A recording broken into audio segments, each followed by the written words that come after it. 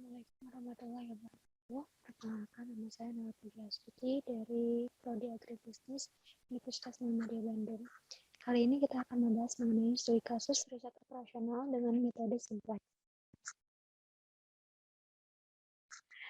Apa itu riset operasional? Riset operasional merupakan aplikasi, metode, teknik, dan peralatan ilmiah dalam menghadapi masalah-masalah yang timbul dalam operasi perusahaan dengan tujuan menemukan pemecahan yang optimal. Riset operasional ini berkenaan dengan pengambilan keputusan optimal dalam penyusunan model dari sistem-sistem, baik deterministik maupun probabilistik, yang berasal dari kehidupan nyata. Masalah yang timbul misalnya dalam pertanian adalah masalah mengenai lahan, pupuk, hingga benih. Dengan adanya riset operasional ini diharapkan dapat memberikan keuntungan dan meminimalisir kesalahan. Salah satu model yang ada pada riset operasional ini adalah linear programming. Linear programming merupakan salah satu pendekatan matematik yang paling sering diterapkan manajerial dalam mengambil keputusan. Tujuan dari penggunaan linear programming adalah untuk membantu pengambilan keputusan dalam menentukan alokasi yang optimal dari sumber daya perusahaan ke berbagai alternatif. Salah satu metode yang ada pada linear programming ini adalah metode simplex. Metode simplex yaitu suatu cara yang lazim dipakai untuk menentukan kombinasi optimal dari dua variabel atau lebih dengan menggunakan tabel.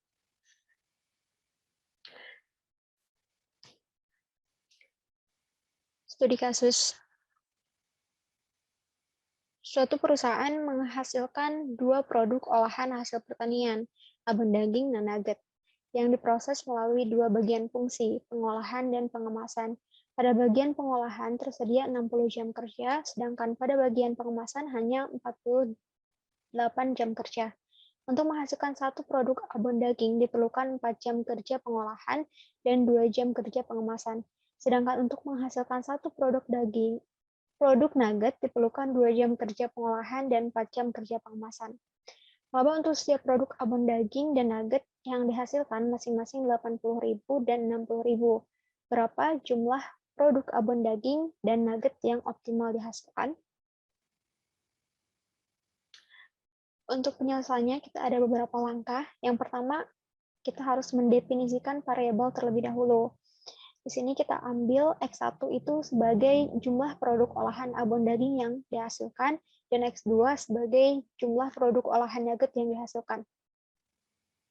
Langkah selanjutnya adalah merumuskan persoalan yang ada pada soal cerita tadi ke dalam tabel. Pada soal cerita tadi ada dua proses, yaitu pengolahan dan juga pengemasan. Waktu yang dibutuhkan untuk pengolahan abon daging itu 4 jam, dan untuk pengemasannya 2 jam. Sedangkan untuk mengolah nugget diperlukan waktu 2 jam dan untuk pengemasan 4 jam. Total jam kerja dari pengolahan adalah 40 jam dan untuk pengemasan adalah 48 jam. Laba dari abon daging ini adalah 80.000 dan laba dari nugget adalah 60.000. Langkah selanjutnya adalah merumuskan fungsi tujuan. Karena pada kasus ini fungsi tujuannya adalah untuk memaksimalkan, maka kita dapat menuliskan fungsinya sebagai maksimal Z sama dengan 8X1 ditambah 6X2. Selanjutnya, perumusan fungsi kendala. Fungsi kendala dari proses pengolahan adalah 4X1 ditambah 2X2 kurang dari 60. Untuk proses pengemasan adalah 2X1 ditambah 4X2 kurang dari 48, di mana X1 dan X2 ini bernilai lebih dari 0. Selanjutnya, kita harus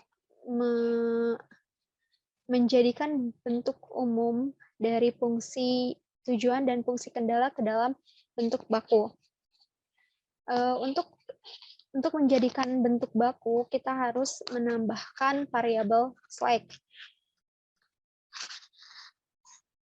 yaitu S1 dan S2. Maka kita bisa tuliskan maksimal Z sama dengan 8x1 ditambah 6x2 ditambah 0x1 ditambah 0x2.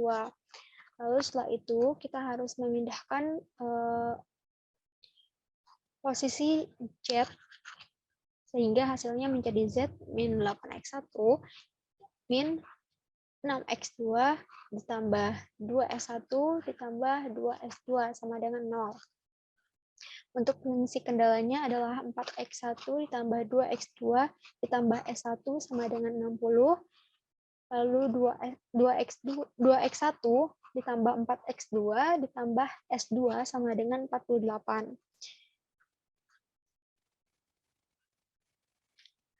Langkah selanjutnya adalah membuat tabel awal simplex. Pada tabel awal simplex ini kita akan menentukan kolom pivot, baris pivot, dan juga elemen pivot. Pertama-tama kita harus menentukan dulu kolom pivot. Kolom pivot ini tergantung kepada tujuan. Jika tujuannya adalah memaksimalisasi, maka kolom pivot adalah kolom dengan koefisien yang paling negatif. Sedangkan jika tujuannya adalah untuk meminimalisasi, maka kolom pivot adalah kolom dengan koefisien yang paling positif. Karena pada kasus ini adalah fungsi tujuannya untuk memaksimalisasi, maka kolom pivot itu adalah koefisien yang paling negatif. Pada tabel ini, koefisien yang paling negatif berada pada kolom X1, maka kolom X1 ini merupakan kolom pivot. Selanjutnya, mencari baris pivot. Baris pivot ini diperoleh dengan cara menghitung nilai rasio antara kolom pivot dengan nilai solusi atau nilai kanan. Yang mana baris pivot ini merupakan baris dengan rasio terkecil. Pada tabel ini, baris dengan rasio terkecil adalah baris S1, sehingga baris S1 ini merupakan baris pivot. Lalu selanjutnya menentukan elemen pivot. Elemen pivot ini merupakan perpotongan antara baris pivot dan kolom pivot. Sehingga kita dapat tentukan bahwa nilai dari elemen pivot ini adalah 4, karena 4 merupakan perpotongan antara baris pivot dan juga kolom pivot. Langkah selanjutnya adalah membuat tabel simplex baru. Baris S1 sebelumnya kan merupakan baris pivot, yang mana adalah variabel keluar, sehingga S1 ini tidak dituliskan menjadi S1, tetapi X1 yang mana merupakan variabel masuk. Adapun nilai-nilai dari X1 ini didapat dari membagi baris pivot sebelumnya dengan elemen pivot. Contohnya, pada baris pivot pertama itu nilainya adalah 4, dibagi dengan elemen pivot 4, hasilnya adalah 1. Lalu pada baris pivot kedua nilainya adalah 2, dibagi dengan elemen pivot 4, hasilnya menjadi 1/2. Dan seterusnya hingga menghasilkan nilai-nilai pada tabel ini. Lalu langkah selanjutnya adalah mencari nilai Z dan S2 dalam tabel simplex baru. Nilai Z baru ini didapat dari pengurangan angka pada baris Z sebelumnya dengan perkalian dari angka kolom pivot dan baris pivot baru. Contohnya, pada baris Z awal sebelumnya bernilai -8, dikurangi dengan nilai kolom pivot pada baris Z, yaitu -8, dikali dengan nilai pada baris pivot baru, yaitu 1. Hasilnya menjadi 0. Lalu pada baris Z kedua, nilainya adalah -6, dikurangi dengan nilai pada kolom pivot baris Z, yaitu -8, dikali dengan nilai baris pivot baru. Hasilnya menjadi -2, dan seterusnya hingga menghasilkan nilai-nilai pada tabel ini. Lalu untuk mencari nilai S2 juga sama caranya dengan mencari nilai Z, yaitu pengurangan dari baris S2 sebelumnya dengan perkalian dari kolom pivot dan baris pivot baru. Contohnya pada baris S2 awal nilainya adalah 2, dikurangi dengan kolom pivot pada baris S2 yaitu 2, dikali dengan baris pivot baru yaitu 1, sama dengan 0. dan seterusnya hingga menghasilkan nilai-nilai yang ada pada tabel ini. Langkah selanjutnya, setelah tabel iterasi lengkap, kita dapat melihat apakah tabel sudah optimal atau tidak. Karena pada kasus ini tujuannya adalah untuk memaksimumkan fungsi Z, maka kita hanya fokus pada baris Z, apakah sudah optimal atau belum. Ternyata masih terdapat nilai negatif pada baris Z ini, sehingga syarat optimal dari memaksimumkan nilai Z ini belum terpenuhi. Maka dari itu, kita harus melakukan perhitungan kembali dengan cara yang sama untuk mencapai yang optimal. Caranya sama, yaitu menentukan terlebih dahulu kolom pivot, baris pivot, dan juga elemen pivot. Pada iterasi kedua ini, kolom pivot berada pada kolom X2, yang mana merupakan nilai yang paling negatif, dan baris pivot berada pada baris S2 dengan nilai rasio yang paling kecil. Dan untuk elemen pivot itu adalah 3, karena merupakan perpotongan antara baris pivot dan juga kolom pivot. Selanjutnya, membuat tabel baru untuk iterasi kedua ini, yang caranya sama dengan sebelumnya. Nah, pada baris tabel kedua ini, hasilnya seperti pada tabel berikut.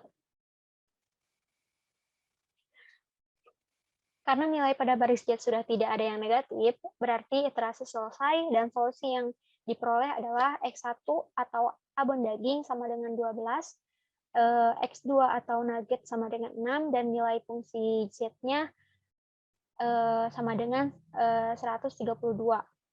Artinya, untuk memperoleh keuntungan yang maksimal sebesar Rp1.320.000, maka perusahaan sebaiknya memproduksi abon daging sebanyak 12 unit dan nugget sebanyak 6 unit.